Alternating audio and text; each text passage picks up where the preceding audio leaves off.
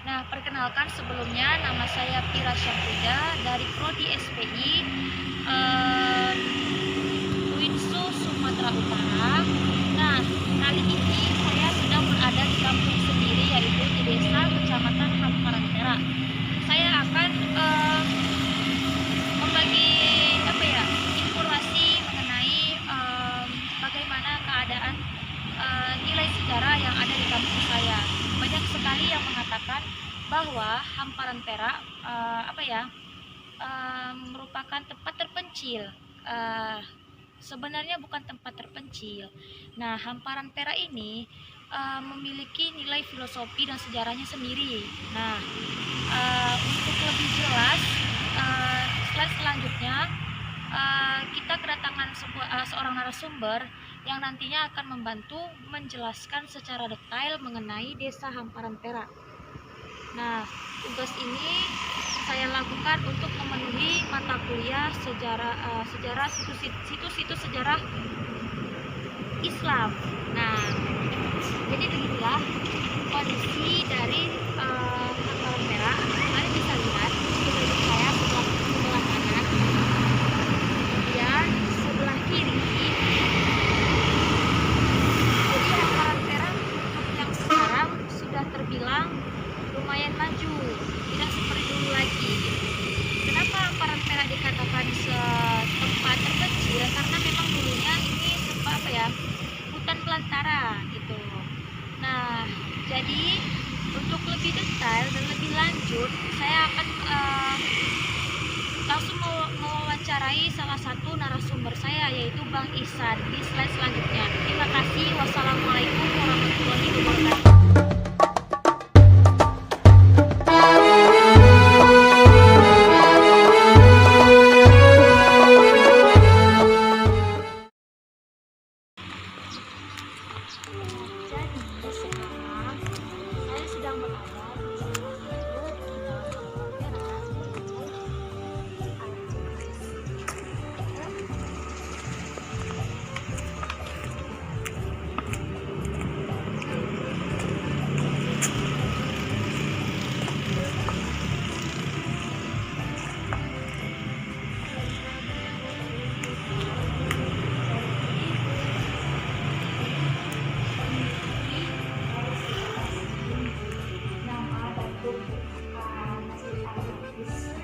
Mempunyai nama filosofi sendiri yang akan nanti dijelaskan oleh narasumber kita, yaitu Bang Ihsan, tapi dalam video terpisah.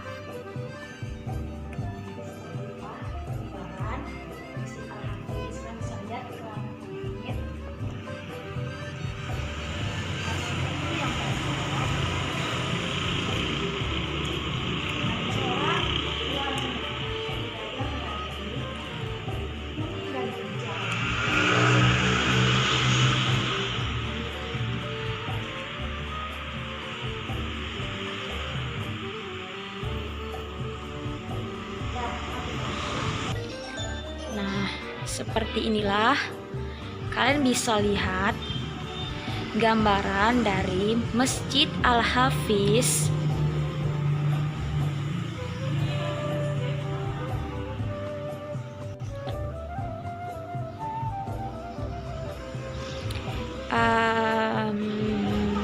seperti ini guys. Kalian bisa lihat arsitektur yang sangat kokoh.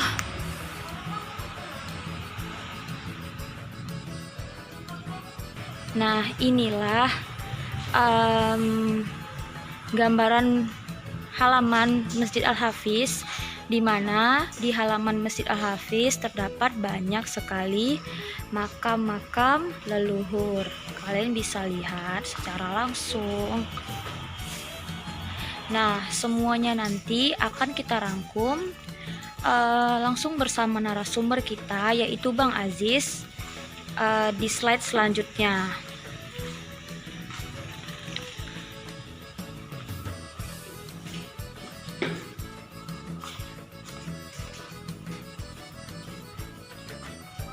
Bismillahirrahmanirrahim. Ini adalah batu nisan. Nah, ini semuanya makam-makam leluhur yang ada di Masjid Al. Ada pernyataan lain bahwa makam Datuk Patimpus terletak di Desa Lama.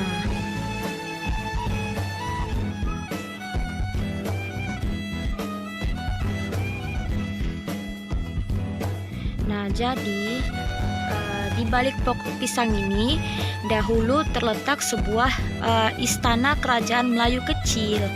Nah, sayang sekali keberadaan istananya lambat laun sudah menghilang karena termakan usia. Kalian bisa lihat secara detail. Nah, ini nisannya. Assalamualaikum Datuk.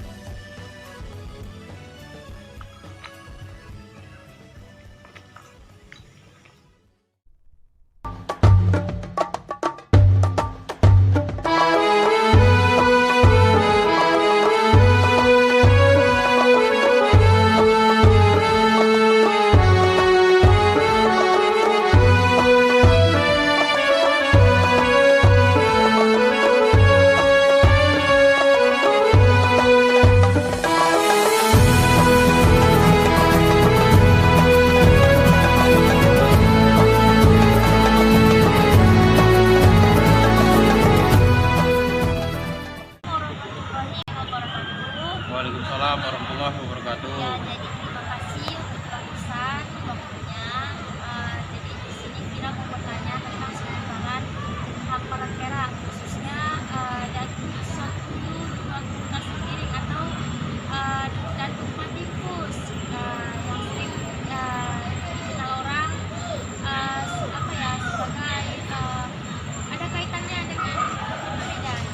Jadi bisa nggak Bapak menjelaskan sedikit sejarah dan Patimpus? Terima kasih Vira.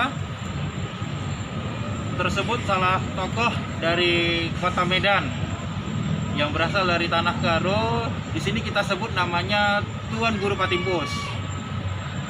Tuan Guru Patimpus itu sosok tokoh yang membuka areal Kampung Medan, yang berkebetulan di tempat ini saat ini adalah merupakan salah satu areal kawasan di mana Guru Patimpus itu membentuk yang namanya awal perkampungan kota Medan yang nama lainnya disebut dengan Kampung Medan Putri. Jadi kita bisa mengetahui Guru Patimpus itu adalah tokoh budaya, tokoh orang yang memiliki kemampuan baik dari sudut kemampuan bela diri, kemampuan mengobati atau medis, tapi itu secara tradisional yang datang dari daerah Sukanalu, turunan dari kaki Gunung Sibaya, menyusuri kawasan Sungai Petani, Sungai Deli, yang persis tepatnya ada di belakang saya. Dia mengarungi sungai menggunakan sampan-sampan kecil melawan arus, dan beberapa kali dia gagal sampai di tempat ini, ya posisinya. Yang tidak lain tidak bukan dia kembali lagi ke sana, ke Tanah Karo, menggunakan kuda, menggunakan kerbau, berjalan berlama-lama sekitar lebih kurang tiangnya itu 10 bulanan. Jadi Guru Patimpus tadi datang ke Medan itu 2 kali dia mencoba masuk. Yang pertama dia sudah membuka Kampung Medan Putri. Yang kedua, karena dia menginginkan satu wilayah yang luas, jadi dia membentuk namanya Kampung Medan. Nah, berdasarkan bahasa Karo, Medan itu artinya sehat. Kenapa sehat? Guru Patimpus punya anak 7. Jadi dari 7 anaknya, salah satu anaknya yang wanita sakit. Nah, berhubunganlah tadi pertanyaan Vira yang arahnya ke hamparan perak. Jadi di hamparan perak itu ada namanya Kedatukan atau Sultan Panah 12 Kuta yang bermarga juga seperti Guru Patimpus itu, dia ada bermarga Sembiring. Yang di hamparan perak itu yang Vira tadi bertanya sama Bang Ihsan, dia sudah bermarga Ginting, tapi ada sudah masuk Jawi. Masuk Jawi itu masuk Islam istilahnya ya. Nah, si anak tadi sakit setelah dibawa dia ikut ekspedisi ayahnya masuk ke kampung Medan atau kampung Medan Putri ini, si anak perempuan itu sakit. Kita bisa melihat kondisi kalau secara modern itu seperti orang sakit demam, ya, batuk, kolera atau campak. Karena dia udah blank ini, dia sudah lupa bagaimana dia ngobatin orang-orang yang dulu, dia udah kalah langkah. Dia bertarung dengan Datuk Ginting yang dari Hamparan Perak tadi. Bertarung dengan syarat apa? Kalau dia menang, dia menguasai Hamparan Perak. Nah, itu cerita dalam sejarah. Di dalam kitab Hamparan Perak yang dituliskan berdasarkan Trans Melayu, dijelaskan ada kutipan yang namanya itu kutipan dokumen riwayat Hamparan Perak atau RPH. Nah, RPH itu ada kutipan di situ yang menjelaskan Guru Patipus, Partimbalan Timpus tadi melawan Datuk Ginting 10-12 kuda yang ada di Hamparan Perak. Nah, 7 kali di laga, 7-7-nya Guru Patipus kalah. Jadi ada sejarah yang bisa dijelaskan bahwasanya di sini bukan adu kekuatan magis, bukan.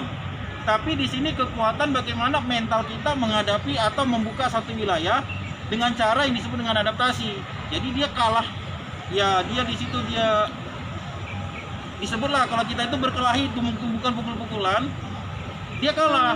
Jadi karena dia kalah itu, dia minta syarat, Pak atau Tok atau Raja, aku minta syarat boleh karena aku kalah. Boleh. Jadi Datuk dari Hamparan Perak meminta si Guru Patimpus, apa yang Anda inginkan dari saya? Pak, saya minta diajarkan bagaimana mengobati anak perempuan saya yang sakit. Nah, jadi pergilah si Guru Patimpus tadi dari daerah ini ke daerah Hamparan Perak. Dibawalah ke Hamparan Perak si anak perempuan tadi menggunakan kereta kuda. Jadi di riwayat Hamparan Perak ada nih, ada dijelaskan. Setelah dibawa, diobatilah si anak perempuan tadi selama 2 minggu. Dan alhamdulillah si anak perempuan Guru Patimpus tadi sembuh. Kita berpikir secara analogi, diobatilah dengan menggunakan yang namanya ada rempah-rempah di kawasan Hamparan Perak. Nah, waktu itu dia ada demam tinggi, digunakanlah daun sirih untuk mendinginkan. Digunakanlah dia ada yang namanya juga daun lontar. Daun lontar itu di Hamparan Perak itu udah jarang sih tumbuhan endemi, originalitas tumbuhannya ya. Jadi setelah diobati, disembuhkan selama 2 minggu, si anak tadi kembalilah seperti sedia kala. Kejadian setelah disembuhkan si anak perempuan, pasukan Guru Patimpus yang 30 orang kemasukan. Nah, di sini peristiwanya agak lucu, agak unik. Dianggaplah 30 pasukan Guru Patimpus tadi tumbal katanya. Karena si anak perempuan tadi kan anak yang kesayangan Guru Patimpus nih. Jadi seperti dipindahkan katanya sih. Tapi kalau menurut Daniel Peret atau menurut sejarawannya kita sebut mendiang Lukman Sinar, dan kebetulan di sini Bang Ihsan juga pernah mengkaji dari tim Lukman Sinar almarhum melalui Resop Budaya Kota Medan, Melayu Resam Kota Medan. Di situ kami bercerita sama masyarakat Hamparan Perak bahwasanya 30 orang pasukan Guru Patimpus itu bukan kena tulah, bukan jadi tumbal, salah. Karena apa? Karena mereka memaksakan kehendak memasuki, menelusuri Hamparan Perak yang waktu itu masih hutan. Jadi ada salah cakap, ada salah menyampaikan, ada salah berpikiran, dan mereka buang kotoran yang tidak pada tempatnya. Nah, jadi bagaimana? Setelah kalah dia tadi berantam atau beradu fisik dengan Raja atau Sultan Ginting ataupun Kedatukan Ginting di Hamparan Perak tadi, bagaimana keinginannya? Diminta lagi kepada orang yang ada di Hamparan Perak, tolonglah bantu kami, sembuhkanlah 30 anggota kami, pasukan saya ini. Itu waktunya 2 hari. Disembuhkanlah. Makanya setelah disembuhkan, ini ada peristiwa unik. Peristiwa uniknya apa? Beberapa anggota, beberapa panglima yang dibawa oleh Guru Patimpus tadi akhirnya memeluk Jawi. Nah, kalau kita berdasarkan literasi Arab, literasi Melayu kuno, masuk Jawi disebut masuk Melayu. Jadi, nah di sini ada istilah, kalau kita bahasa zaman sekarang itu kan ada mekar, Melayu Karo. Nah, sebutan mekar itu adalah orang Karo yang sudah bergabung atau berakulturasi dengan orang Melayu, dia masuk Islam. Itulah tentang guru patipus. Dan ada satu pengertian juga, kenapa disebut guru patipus? Orang yang mampu mengobati orang lain. Karena dia bawa bungkusan, dia seperti bawa tas sandang yang di dalamnya itu ada obat-obatan, ada rempah-rempah, dan ada juga bahan makanan. Jadi makanya disebut guru patipus. Kalau kalian mau lihat secara nyata bagaimana tipe-tipe karakter tubuhnya, itu ada di daerah Petisah atau Pajak Bundar, itu ada tugu guru patipus. Sekitar jarak dari sini jalan sekitar 1 kilo lebih. Jadi kita masuk ke sejarah lagi. Guru patipus itu datang ke hamparan Perak bukan hanya serta-merta berobat, tapi dia bagaimana meluaskan daerahnya. Dikasihlah dia separuh wilayah yang sekarang itu daerah hamparan Perak tadi ada areal pemakamannya. Haber Hamsah, ada Datuk Hafizah, yang sekarang di hamparan Perak itu ada Masjid Al-Hafiz. Al-Hafiz itu adalah salah satu anak laki-laki dari Tuan Guru Patipus. Istana yang di hamparan Perak itu kan orang punya Datuk Tua. Apakah Datuk Tua yang dimasukkan ke itu? Ya, ini pertanyaan yang menarik. Kita bisa pisahkan dulu. Ada namanya, kalau kita di Delhi atau di Melayu, di kota Medan, kita kan bisa mengenal katanya Sultan. Nah, atau ada datuk. Nah, datuk itu, sultan itu punya yang disebut dengan strata ya, strata dalam kesultanan, strata dalam kerajaan kalau di Buddha. Disebutkan bahwasanya kalau kita bisa melihat seperti istana, bangunan putih yang ada di hamparan Perak itu, yang di depannya nanti ada gedung warna kuning, yang di sampingnya ada Masjid Al-Hafiz, di kawasan kota hamparan Perak ya, itu namanya kalau tidak salah itu Kampung Lama. Kalau berdasarkan sejarah itu Kampung Lama. Nah, Kampung Lama atau Desa Lama atau Paluh Manan. Nah, kawasan di situ ada istana. Istana itu ada 2 tingkat. Nah, itu istana itu adalah kepunyaan yang pertama disebut dengan Datuk Sulung Panah. Datuk Sulung Panah itu oleh orang Melayu adalah ayah dari Sultan atau Datuk Ginting yang mengobati anak si Guru Patipus tadi. Nah, tapi lambat laun bentuk istana dari hamparan Perak tadi sudah hilang bentuk aslinya, bahwasanya situ ada langgam Arabiknya yang menggunakan kayu. Nah, seperti kita ketahui istana-istana Melayu. Tapi karena ada waktu itu peristiwa alam, banjir besar, jadi istana aslinya itu bangunan kayunya itu sudah tergerus dengan banjir. Banjir itu diawali dari Sungai Belawan yang membelah kawasan hamparan Perak. Hulu Cina itu ada Sungai Belawan. Yang sungai itu berhubungan dengan, kalau kita situs sejarahnya di kota Medan namanya situs kota Cina. Jadi kawasan hamparan Perak itu terbangun akibat bandar pelabuhan laut untuk kapal-kapal yang ada dari luar. Dia dari Belawan masuk ke Sungai Belawan lagi. Itulah ada kawasan nanti situ Hulu Cina, hamparan Perak, ada daerah Pelumpang, itu merupakan bandar niaga di situ. Jadi kita kembali ke istana. Istana itu sudah hancur akibat banjir. Bagaimana menyelamatkannya? Nah, dari keturunan Datuk Ginting tadi, anak Sulung Panah tadi, Datuk 10 Kuta tadi, apa yang terjadi? Yang terjadi adalah bangunan istana tadi diganti oleh keturunan-keturunan. Diganti dengan apa? Diganti dengan ruangan atau gedung yang separuh batu dan separuh kayu bertingkat. Nah, itu warna putih. Yang warna kuning itu adalah markas panglimanya. Kalau kalian lihat bisa mengetahui ya, ini kita view-nya langsung. Kalau kita di lapangan, itu kalau ada yang bangunan warna kuning, hijau, langgam Melayu yang di depan, itu markas panglima. Tapi kalau dia warna putih ke dalam dekat areal pemakaman dari Guru Patipus, itulah istana asli Sulung Panah, ayah atau kakek dari Datuk Ginting yang ada di hamparan Perak. Jadi di situ adalah pusat pemerintahan Melayu 10-12 kuta, atau disebut dengan kalau kita di sini provinsinya lah istilahnya, atau kota Madianya lah di sana.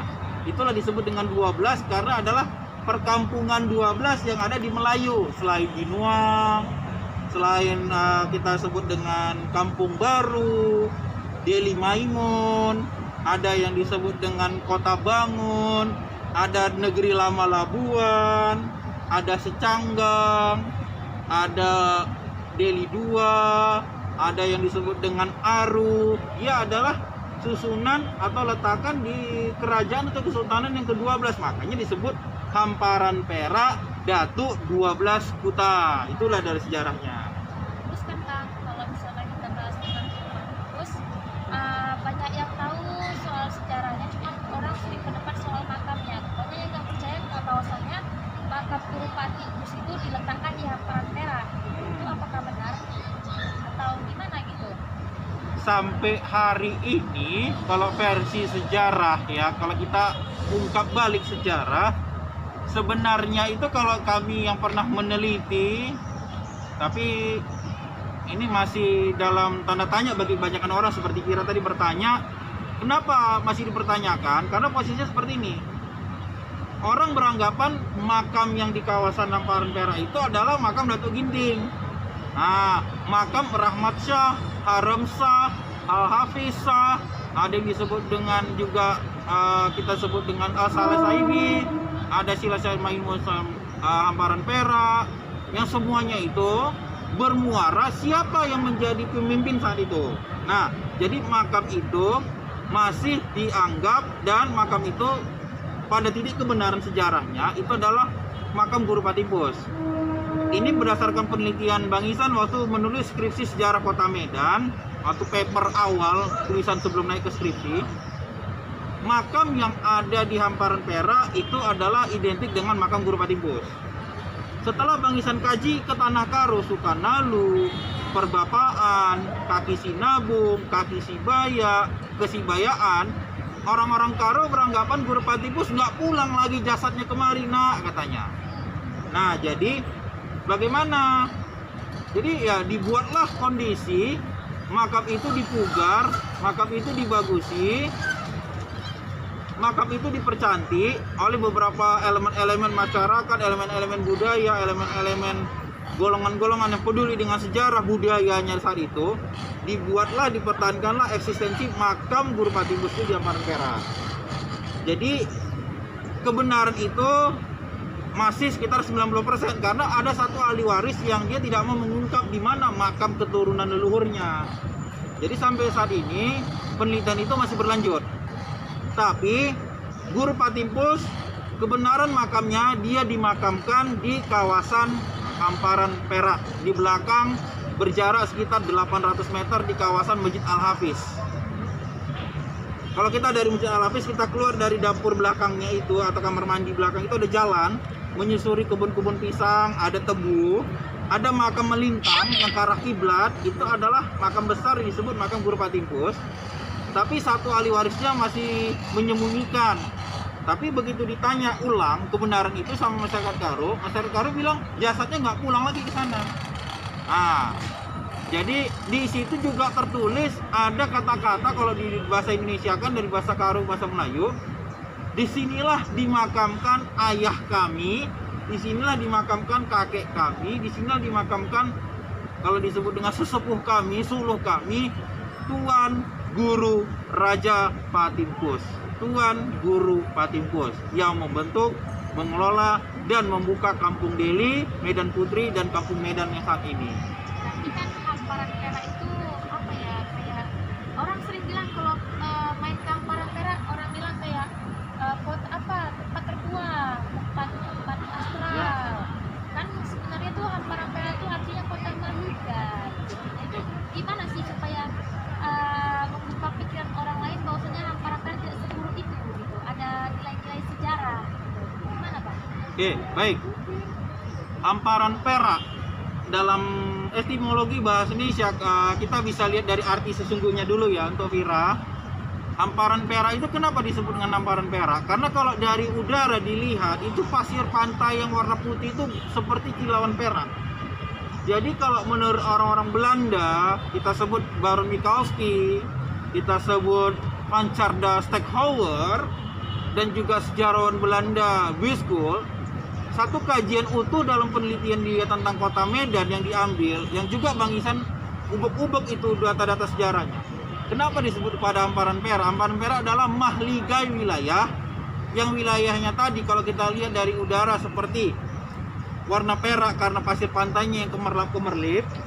Di satu pihak lagi bagaimana pantulan matahari kepada daun-daun pisang, daun-daun tembakau, daun-daun tebu, dan tanaman-tanaman yang ada memancarkan kemasyhuran kawasan Medan Utara di saat itu. Nah, jadi disebutlah dia kepada namanya hamparan perak. Seperti ada kekhususan, seperti ada keistimewaan di daerah itu, memang iya. Tapi kita bisa melihat keistimewaannya bagaimana, karena wilayah itu ada, dan wilayah hamparan perak itulah yang membuat kota Medan ini ada. Jadi kalau ada yang bilang katanya hamparan perak itu seperti daerah terasing, itu salah besar. Karena sejarah mengungkapkan kota Medan berdiri menjadi gemente, kota Medan menjadi kota Madia, tidak lepas lagi ada peran penting dari hamparan perak yang menyuplai uangnya, menyuplai hasil komoditasnya untuk membentuk Medan ini menjadi kota Madia versi kota Madia yang dibuat oleh Belanda. Jadi jangan lagi ada anggapan bahwasanya hamparan perak itu terjauh, terbelakang, terpelosok. Salah. Kenapa? Karena hamparan perak adalah cikal bakal bagaimana membentuk kota Medan. Seperti itu dalam sejarah. Berarti hamparan perak itu pernah nggak diisi tangan Belanda? Oke. Hamparan perak kalau Vira tadi bilang ada dikelola oleh Belanda, ada karena di situ ada disebut dengan kebun kelumpang, kebun-kebun lama. Kebun-kebun lama itu tepatnya yang tadi kalau Bang Isan lihat ada yang namanya Kampung Lama, ada Paluh Manan, ada Bulu Cina. Itu adalah kebun-kebun yang pertama kali dimintakan oleh seorang pemodal orang Belanda. Kita sebut aja ya, Vira ya, sebut aja namanya Jacobus Nijhuis. Aktor pertama terbentuknya jaringan perkebunan, konsesi perkebunan di Sumatera Timur versi Belanda. Jadi hamparan perak itu adalah pertamanya kebun pisang awalnya, kebun-kebun kelapa. Nah, kalau kalian yang hobi minum air kelapa, hasil komoditas kelapa yang di hamparan perak itu masih nomor 1 untuk kawasan kota Medan. Nah, Mahligai tadi kan kita bahas. Mahligai Melayu menganggap hamparan perak tadi menjadi satu babakan penting. Orang Belanda mengelola kampung itu, daerah itu karena dia dekat dengan pantai, jadi komoditas itu bisa langsung dibawa oleh kapal ke Belanda, ke Eropa waktu itu. Jadi di situ ada ditanamlah pertama kali, pertama percontohan itu adalah lada. Ya, lada hijau, daun sirih, ada sereh, ada tembakau, dan juga ada dia kina itu yang obat untuk anti malaria seperti pohon daun kayu putih. Jadi hamparan perak itu banyak dia keunikannya, banyak keistimewaannya dari perkebunan. Makanya Belanda membuat itu daerah kebun terikat, daerah segitiga emas waktu itu ya, segitiga emas itu di hamparan perak, garis lurusnya Medan, ditarik garis lurusnya ke arah dia sedikit barat itu ke Binjai. Jadi dia segitiga ditarik. Hamparan perak, Medan, dan Binjai itu segitiga. Kalau kalian lihat nanti di peta, nih ya, kalau dilihat di peta, coba nanti peta Sumatera Utara, ditarik garis lurusnya itu bisa membentuk seperti segitiga. Itulah yang namanya kawasan perkebunan pertama, konsesi pertama Belanda. Setelah adanya Akte van Verband, serta artinya pertemuan dari Siak, turunnya Sultan Siak, bagaimana melepaskan Siak itu ke Medan, dan Medan itu dilepaskan bukan lagi dari Siak, tapi Medan itu sudah ada sejarah pentingnya berdiri akibat timbulnya perkebunan-perkebunan, ya termasuklah di situ perkebunan hamparan perak tadi.